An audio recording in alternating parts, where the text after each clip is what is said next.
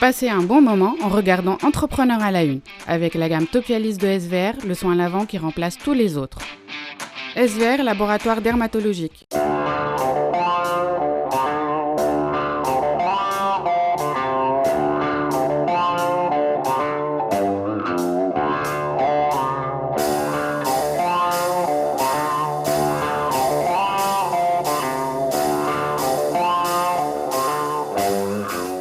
Bienvenue sur CETV, la chaîne télé du Club Entrepreneur. Cet événement est enregistré en live lors du 31e Afterwork Networking du Club Entrepreneur. On remercie Benjamin Motors qui nous ont accueillis dans ce fabuleux showroom. On rappelle que cette émission est diffusée sur les chaînes Facebook et YouTube, le Club Entrepreneur TV. Également sur les pages de notre partenaire média Entreprise Magazine et sur le site leclubentrepreneur.tn. Alors, notre invité aujourd'hui est un invité, comment vous dire, très impressionnant. 1000 collaborateurs, 24 associés, 100 millions de chiffre d'affaires, plus de 600 missions par an, 2/3 de l'activité vers les marchés extérieurs. Notre invité est Nordine Haji, founding partner et CEO de EY Tunisie.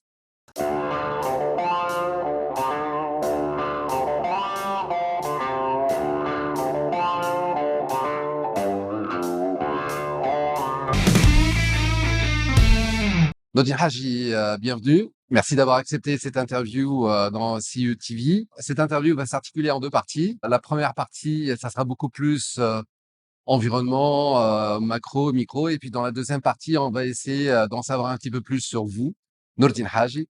Donc on sait que EY chaque année sort le baromètre 2023 des entreprises en Tunisie. Donc on va commencer avec un petit peu le contexte économique actuel en 2023. Comment on va? Merci d'abord Karim pour l'invitation. Je suis honoré et très heureux d'être parmi vous et d'être ton invité. Je me permets de te Bien sûr. tutoyer. Alors sur le contexte économique que nous vivons actuellement, je dois dire que c'est un contexte, on va dire, plutôt morose, une croissance molle depuis quelques années. Nous avons fait 4,1%, 4,5% de croissance en 2021.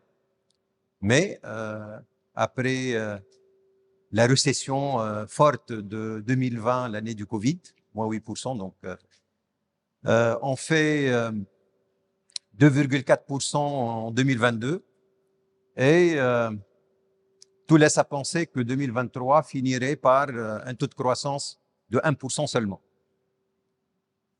Clairement là-dessus, les pays voisins, et peut-être la quasi-totalité en fait des pays du Moyen-Orient font mieux que nous. Peut-être nous payons d'une certaine façon l'effet d'une pluviométrie faible qui perdure depuis maintenant plus de 5 ans, avec un taux de précipitation inférieur, voire largement inférieur à la moyenne enregistrée lors des dernières décennies, avec en prime les 2 dernières années qu'on est en train de vivre quasiment des années de sécheresse. En gros, vous savez, sur les 3 moteurs de la croissance, il y en a 2 qui sont en berne, probablement même en panne: l'investissement, la consommation des ménages également. Et puis, le 3e moteur qui est l'export, qui fonctionne, mais qui ne fonctionne pas assez, ne fonctionne pas à plein régime. Sinon, dans ce contexte-là, nous avons, disons, une inflation qui a tendance à baisser, mais qui reste tout de même à un niveau relativement élevé, entre 8 et 9%. Et lorsqu'on la calcule sur les seuls produits alimentaires, c'est-à-dire les produits de consommation courante, en fait, de tous les Tunisiens, on arrive à des taux quand même d'inflation qui sont très élevés, plus de 13%. Sinon, on va dire pour contrebalancer un peu ce tableau-là, Du côté positif, on est en train de voir une tendance de réduction de déficit courant sous l'effet en fait conjugué de la baisse déjà, de la tendance baissière du déficit de la balance commerciale, pour différentes raisons, si vous voulez qu'on peut revenir là-dessus. Mais également, en fait, d'un rebond significatif, en fait, cette année particulièrement, des recettes touristiques, qui ont fait quand même un beau record. Mais également, c'est quand même un facteur qui devient structurel dans notre balance des paiements, qui est positif d'ailleurs, c'est, je dirais, le maintien des niveaux élevés des transferts des Tunisiens résidant à l'étranger. Là aussi, ça inclut un facteur quand même négatif, mais bon, prenons la chose du côté plutôt positif. Côté positif également, il faut quand même noter que nous avons aujourd'hui, nous continuons à stabiliser en fait tant du niveau des réserves de change qui continuent à se situer entre 110 et 120 jours d'importation, et également de la parité du dinar vis-à-vis des principales devises que sont l'euro et le dollar. Donc voilà, on va dire c'est un bilan contrasté, si j'ose dire, mais il faut reconnaître qu'il est dans l'ensemble relativement morose. La reprise n'est pas, nous n'avons pas encore vécu la véritable reprise économique. Dans le baromètre des entreprises, j'ai écouté une de vos interviews, vous dites que finalement, au bout de 10, 12 ans de modification de l'environnement en Tunisie, finalement, l'entrepreneur est devenu résilient. Il s'est habitué, Ouais. il s'est adapté. Ouais. Ça, c'est quand même le point fort. Mais la réalité, si vous voulez, que lorsque vous prenez sur notre dernier baromètre, clairement, on sent que les entreprises ont déjà souffert du contexte économique général qui perdure en fait, qui prévaut un peu dans notre pays depuis maintenant plus d'une décennie. C'est quand même pas rien. Qui a fait que elles deviennent plus fragiles, que leur système de défense et de résilience, même s'il était fort, commençait à lâcher de l'est, et qu'on assiste malheureusement à un taux de casse qui commence à être inquiétant dans le tissu des entreprises. Mais ça, évidemment, c'est une observation globale au niveau de l'ensemble des entreprises que nous questionnons. Mais vous savez, une observation globale vous donne une moyenne. Et une moyenne n'est pas indicatrice de dispersion. Donc, ça peut nous tromper. Pour chercher la dispersion, il faut mathématiquement calculer l'écart type. Et là, on va pas calculer l'écart type, mais dans notre exercice, en fait, on voit en profondeur la composition en fait de ces entreprises-là, de l'ensemble de ce que nous avons vu. Et lorsqu'on fait cette incursion profonde, comme on dit, on fait un deep dive dans le tissu des entreprises, on arrive tout de même à détecter, à relever une part non négligeable des entreprises qui sont en train de marcher à contre-courant de cette moyenne-là, qui sont en train de performer, qui sont en train de faire de la croissance, de la forte croissance même, des entreprises qui continuent à créer de la valeur, à offrir des opportunités pour nos jeunes. Et pour la plupart, c'est des entreprises qui soit s'adressent au marché extérieur et ou des entreprises qui ont su, en fait, profiter ou tirer profit, peut-être, je dirais, surfer sur cette vague d'innovation technologique. Et ce ne sont pas uniquement les grandes entreprises. Ce qu'on remarque, sur ce rayon-là, en tout cas, ce sont plutôt des petites et moyennes entreprises, et je dirais même des jeunes et des toutes jeunes entreprises qui viennent de débarquer et qui sont en train, en fait, de faire ces performances-là. Donc, ça, je dirais, c'est quand même quelque chose qui, en contraste par rapport à la moyenne, qui nous autorise peut-être à être un peu optimistes. Peut-être si je pousse plus loin par rapport et j'étends peut-être mon observation sur l'ensemble des opérateurs économiques, incluant le milieu entrepreneurial, puisque nous, on est dans ce milieu-là. C'est peut-être, de mon point de vue, je dirais, la surprise d'une certaine façon. C'est la chose qui me fait à la fois plaisir et qui me rend plus enthousiaste et qui me rend encore plus confiant pour notre avenir. C'est ces vagues successives qu'on est en train de voir ces dernières années sortir à la surface, des vagues de jeunes, des très jeunes, des fois fraîchement diplômés de leur école, mais des fois encore sur les bancs de l'école, des jeunes qui talentueux, créatifs, avec un esprit entrepreneurial réellement ancré dans leur mindset. Et ce sont ces vagues-là qui d'une certaine façon, ont fait de la Tunisie un espace de créativité, d'innovation. Ces jeunes-là, peut-être, ont contribué à faire, à créer, à construire un écosystème en fait d'entrepreneuriat, d'innovation qui aujourd'hui, la Tunisie, sur ce chapitre-là, elle fait partie parmi les pionniers, je dirais les plus importants dans l'espace régional. Je prends peut-être notre région Afrique et même le monde arabe. Et également, je dirais, un écosystème qui est déjà suffisamment visible, même à l'échelle globale. Et tout ça, ils l'ont fait. Je dis ils l'ont fait parce que c'est pas les institutions qui l'ont fait. Moi, je suis convaincu que ce sont les opérateurs eux-mêmes, ce sont ces jeunes-là qui ont fait les choses. Ils l'ont fait malgré les multiples contraintes, les contrariétés réglementaires et institutionnelles de tout ordre. Et nous voyons, en tout cas, à la clé, c'est quand même aujourd'hui, nous avons désormais en Tunisie de belles histoires à raconter à l'international, des véritables success stories qui avaient germé, qui avaient commencé dans cet écosystème-là, qui malgré tout est en train de donner quand même de belles histoires et qui aujourd'hui sont sortis à l'international. Je crois que c'est ce dernier constat que je suis en train de faire par rapport au milieu des entreprises réellement, probablement qui doit nous rendre, qui doit continuer à nous rendre encore enthousiastes et encore optimistes pour l'avenir de notre pays.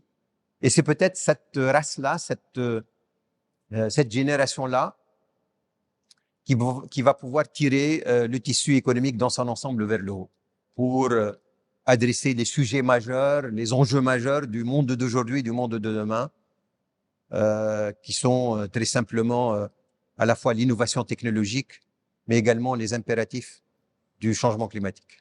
Alors en fait, il n'y a pas que les jeunes hein, qui ont évolué au cours de ces années. Qui en fait partie, quand même, Karim. Oui, si ça te rassure. Toi aussi, mais bon, il n'y a pas que les jeunes qui ont évolué, puisque justement, j'allais en venir. Ernst & Young, EY, en 2014, a décidé de sortir vers l'étranger, d'essayer de changer un petit peu, d'essayer de trouver de nouveaux marchés.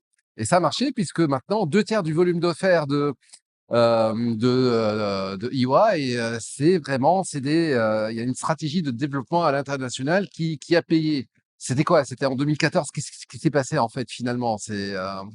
En fait, ça a commencé parce que jusqu'à 2014, nous étions une entreprise dans le métier de l'audit et du conseil qui somme toute respectable, mais on a une place dans la profession et sur le marché, mais sans plus, quoi. Pas été, enfin, en gros, nous étions peut-être 130, 140 personnes. Et là, il y a eu la révolution. Nous avons passé 3 années qui sont un peu compliquées, 2011, 2012 et même 2013. Et si vous voulez, c'est des années où c'était des années flat, où ça a flotté de tous bords sur pas mal de secteurs d'activité. Et à partir de 2013, on avait commencé à penser à notre avenir professionnel, mais je dois dire même notre avenir tout court, parce qu'on vivait une situation politique qui est assez tendue et je dirais, on était enfin en train de faire face à des choses auxquelles nous nous étions pas habitués. Et là, donc nous étions partis d'un malheur, en fait, de dire on est une situation assez compliquée. Et lorsqu'on a analysé la situation entre associés, nous, on a l'habitude, au fait, de faire cet exercice qu'on appelle stratégie refresh. Donc, on essaie un peu d'évaluer les choses, notre positionnement, comment on peut évoluer. Et là-dessus, on avait estimé que la morosité disons, l'instabilité du milieu institutionnel et peut-être la morosité au niveau des entreprises va durer. Bah, malheureusement, on s'est pas trompé. Et donc, on s'était dit, voilà, si on se projette et on est dans cette situation de morosité, il va falloir se réinventer. Et ce qu'on a fait, c'est tout simplement, on a tout simplement dit, voilà, où va le monde et où sont les opportunités. Et on avait détecté tout simplement deux choses. Une géographie qui s'appelle le marché, à ce moment-là, européen, qui en fait vivait un boom au niveau d'innovation technologique. Il demandait des compétences de technologie de tous bords. Et on a tout simplement profité de l'écosystème chez nous, du système d'éducation qui est en train de produire annuellement des diplômés de très haut niveau.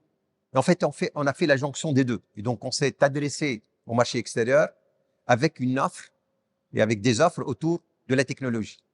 Et je dirais que ça a changé complètement le visage. Et on était parti sur un train de croissance qui ne s'est jamais arrêté depuis.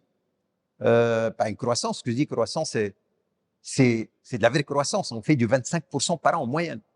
Et qui fait que on est passé, je dirais, d'une boîte qui fait 150 personnes à aujourd'hui 1000 personnes, avec 100 millions, comme vous disiez, de dinars de chiffre d'affaires, et une couverture en fait géographique des clients dans tant de pays dans la région, vous savez, en Europe, au Moyen-Orient, en Afrique, et même en Amérique du Nord, avec, je dirais, des compétences ou des competencies, des pôles de compétences chez nous, on a une vingtaine, pour une bonne partie autour de la technologie et de l'innovation. Et je peux vous dire que c'est des choses qui sont très pointues en matière de technologie, ce que nous faisons en Tunisie, à la pointe du progrès de la technologie. Aujourd'hui, on est en train de faire de la générative artificielle intelligence. Vous voyez, donc les choses qui sont les plus up-to-date.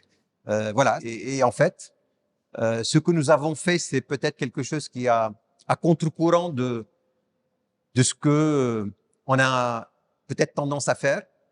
Ben nous l'avons fait, nous avons osé le faire et ça a donné ce résultat-là.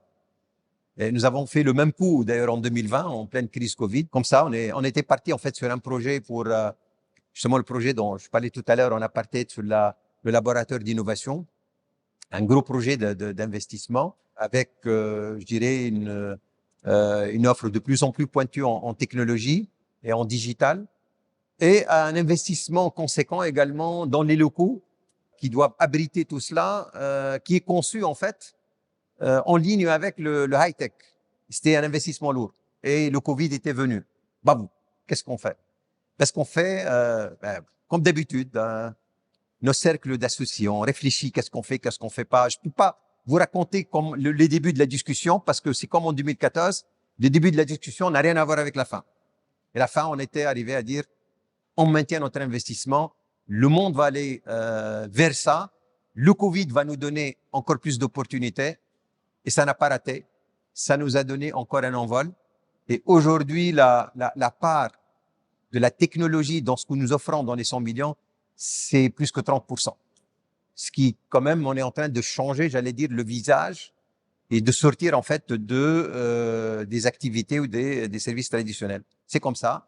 Notre histoire est faite un peu avec de ces moments charnières où on a osé, mais en fait, ça a payé à la fin. C'est tant mieux pourvu que ça continue. Dans la deuxième partie de l'émission, on va encore parler de EY, mais on va essayer de connaître un petit peu plus Nordine Haji.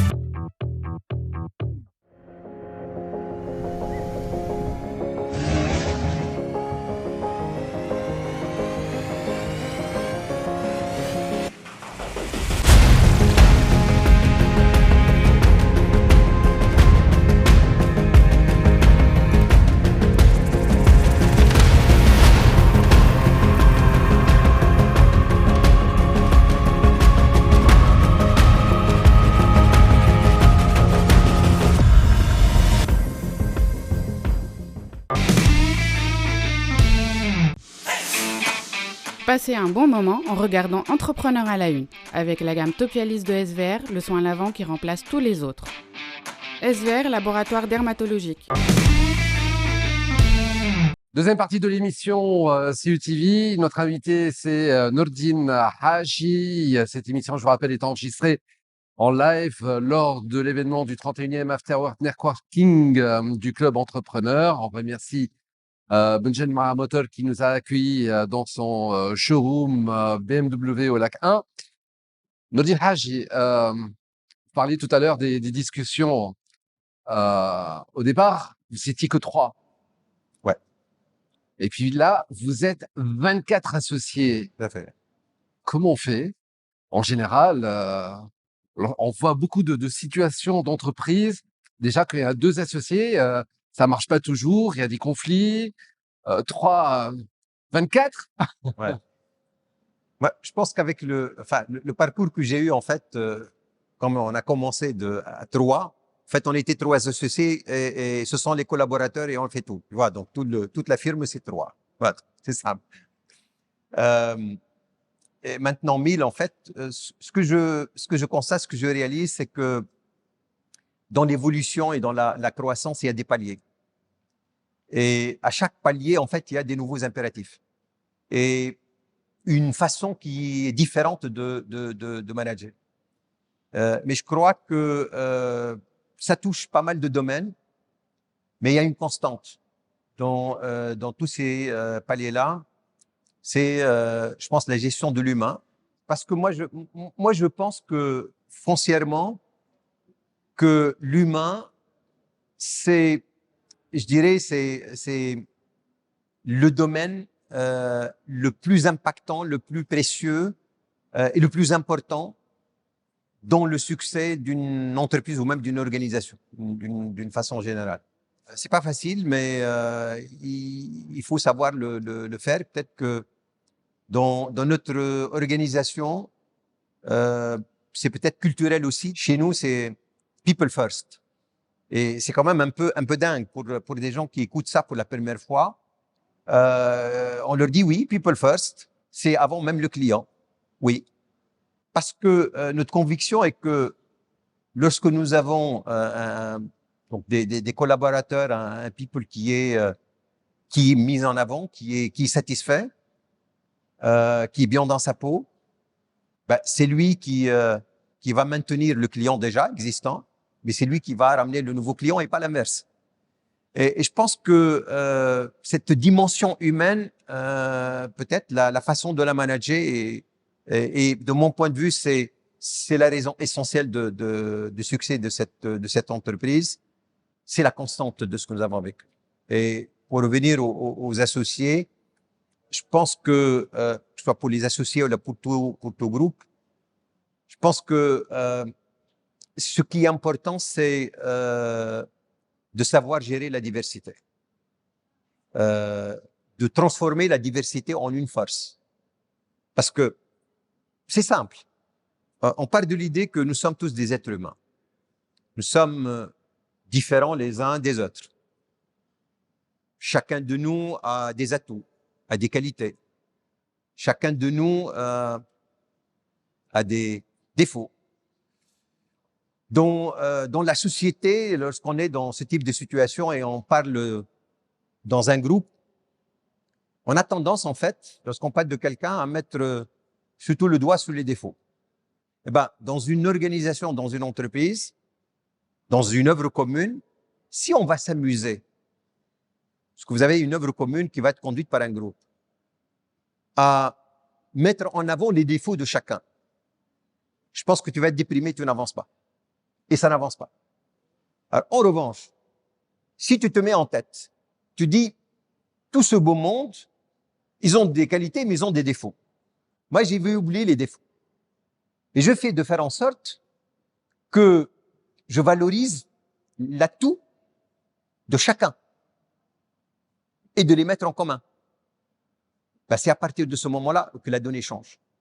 Et là, tu peux aller vite, tu peux aller très vite. Et je pense que c'est comme ça que nous avons fait dans cette boîte-là. Et en fait, c'est quelque chose qui est probablement devenu culturel pas uniquement au niveau du top management, mais c'est quelque chose qu'on retrouve assez souvent dans les différents paliers de notre organisation et il me semble que c'est, de mon point de vue, la clé de notre succès. Qu'est-ce qui a changé en vous? Qu'est-ce qui a évolué depuis le début de l'aventure lorsque vous n'étiez que 3 à aujourd'hui? Moi, je pense là, en ce qui me concerne réellement personnellement, c'est quelque chose qui m'a marqué en fait. Il y a plusieurs choses, mais la chose la plus importante qui m'a marqué, c'est en fait autour de la dimension humaine d'une organisation. Et en fait, honnêtement, je l'avais réalisé progressivement, pas au départ. Au départ, j'étais peut-être une personne assez carrée, voilà, et fais ça, c'est assez normé, etc. Et ensuite, j'avais justement pris progressivement conscience de l'importance de l'humain. Que ça veut dire l'importance de l'humain, c'est le fait, j'avais parlé tout à l'heure de la diversité, comment on gère la diversité, mais il n'y a pas que ça. L'humain, c'est le fait de faire preuve au quotidien d'empathie, d'échanger avec les collaborateurs, de les valoriser, de les écouter. Je dis écouter, il y a écouter et écouter, il y a écouter et entendre. Écouter, c'est-à-dire se donner le temps, et s'efforcer parce que c'est pas évident de se donner le temps d'écouter, et surtout écouter profondément parce que là, je l'ai réalisé, tu peux avoir une personne, d'ailleurs, quel que soit le niveau, ça c'est quel que soit le niveau, quel que soit l'âge, quelle que soit la position dans l'organisation, c'est franchement indépendant de tout. Je suis arrivé à évacuer des gadgets là, de dire voilà, bon, qu'est-ce qu'il a comme expérience, qu'est-ce qu'il va me raconter? Il va me raconter des stupidités peut-être. Mais au fur et à mesure, je réalise que pas du tout. Dans tout ce que peut dire une personne, il peut y avoir des choses qui sont censées, la totalité ou soit, ou au moins quelque chose qui est censé. La seule chose qui change, c'est en fait, tu essaies de t'efforcer pour changer de perspective ou d'angle de vue de ce qu'il est en train de dire. Et tu arrives finalement à en tirer profit, à l'utiliser à bon escient. Et en retour, en fait, tu sens que la personne que tu as en face, elle apprécie parce qu'elle est valorisée.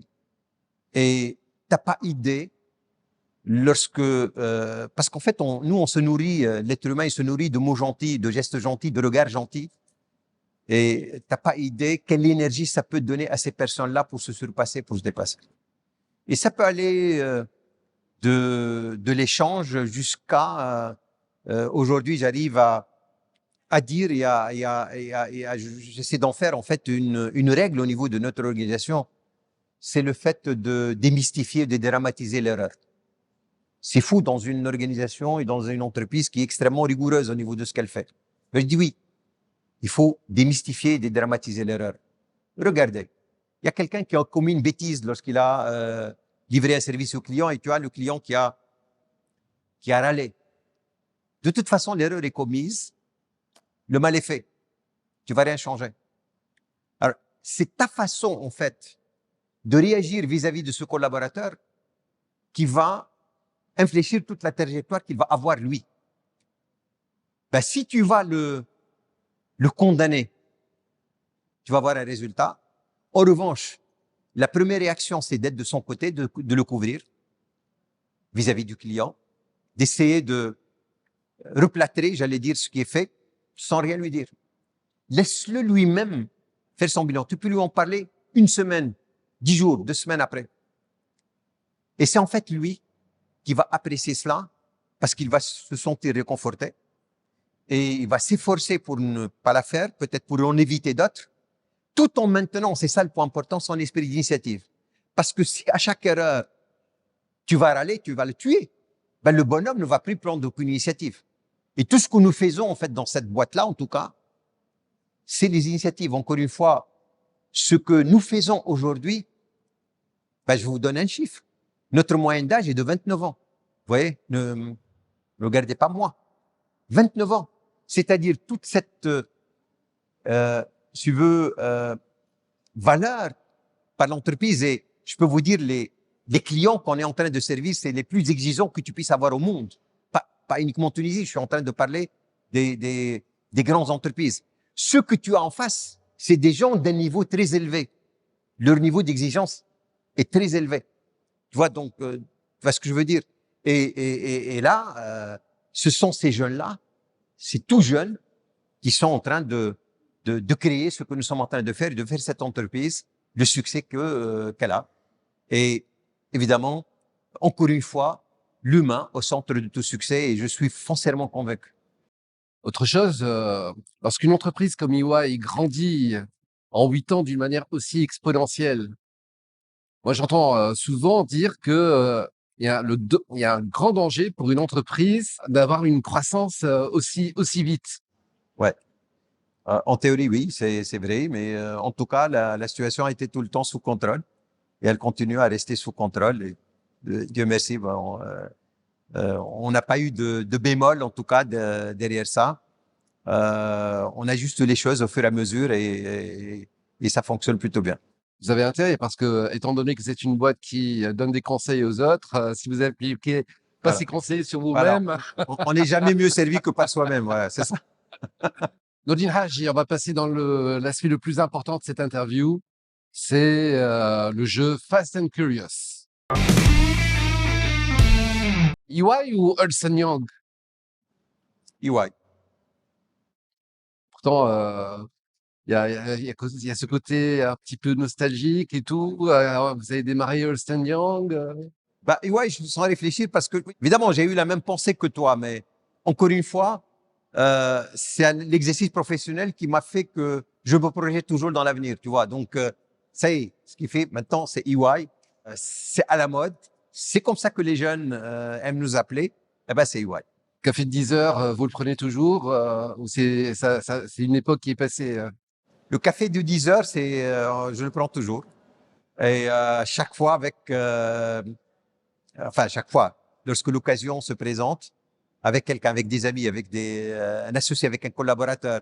Vous savez, moi je rencontre, j'ai pris l'habitude de rencontrer des collaborateurs, encore une fois, des juniors, des seniors, des personnes qui sont embarquées depuis 1 mois, 2 mois. Donc, je lui envoie sur Teams, d'écouter, est-ce que tu es là? Tu viens partager un café? Généralement, il vient comme ça. Pourquoi il m'appelle là? Je dis, écoute, tu restes là, on partage un café. Comment ça a été fait votre intégration, etc. Et c'est même avec des collaborateurs que je partage le café de 10 heures et même le café de 16 heures aussi. Grand livre ou livre de poche? Je ne sais pas ce que vous voulez dire par grand livre, mais c'est plutôt des livres consistants. En tout cas, sur cette période-là, c'est plutôt les best-sellers qui Parce me que c'est un jeu de passionnent. mots par rapport au grand livre comptable, là. Le grand livre des comptes, balance, machin. Ah non, non, non, non, pas du tout. Ah là, là. Non, non, non, non, non. Alors, j'en suis très loin. Nordine Haji, merci beaucoup. Le mot de la fin? Je dirais, il y a pas mal de choses que j'aimerais dire qui ressortent en fait à travers l'histoire de cette entreprise que j'ai eu le plaisir de diriger pendant un certain nombre d'années. Qu'en fait, ça part en ayant en tête une forte ambition. C'est avec ça qu'en fait, on arrive à aboutir à un succès. Ça commence en tout cas par se mettre en tête de grandes ambitions. Aussi, bon, je pense que les différentes péripéties que nous avons vécues démontrent que il y a pas de fatalité. En fait, il faut pas qu'il y ait de fatalité. Dire, par exemple, j'arrive pas à obtenir des résultats, je réussis pas. Peut-être parce que je suis pas fait pour ça. Peut-être parce que je n'ai pas les capacités de ça. Non. Ou peut-être le plus communément, on a tendance à dire si j'ai pas réussi dans cette tâche-là, dans cette mission-là, c'est à cause de l'autre, c'est à cause des autres. Donc on a tendance à remettre la balle dans l'autre camp. Il faut jamais se dire ça, parce que partons de l'idée que on doit agir sur soi-même, on doit se corriger soi-même. Et de toute façon, et il est plus facile d'agir sur soi-même pour la changer, parce que c'est sur soi-même qu'on a le contrôle, que de tenter de changer l'autre ou de changer les autres pour les amener à être adaptés à la façon avec laquelle on voudrait qu'il soit. Et donc ça, c'est quand même important.